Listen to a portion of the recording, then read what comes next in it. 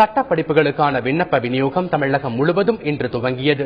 சென்னையில் ஏராளமான மாணவர்கள் போட்டி போட்டுக்கொண்டு விண்ணப்பங்களை வாங்கிச் சென்றனர். தமிழகத்தில் 6 அரசு சட்டக்கல்லூரிகள் இயங்கி வருகின்றன. இவற்றில் 5 ஆண்டு படிப்பில் 1052 இடங்களும் 3 ஆண்டு படிப்பில் 1262 இடங்களும் உள்ளன. இவற்றை நிரப்புவதற்கான விண்ணப்ப விநியோகம் இன்று துவங்கியது.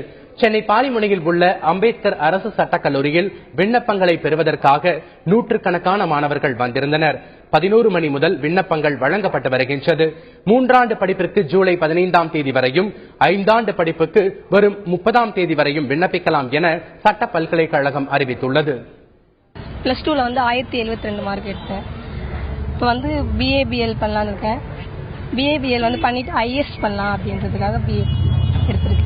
சென்னையிலேருந்து ஆம்பிஷன் லா படிக்கணும் அப்படின்றதுனால அதுக்காக தான் ரொம்ப வருஷமா கஷ்டப்பட்டு மார்க் 12th 950 வருது.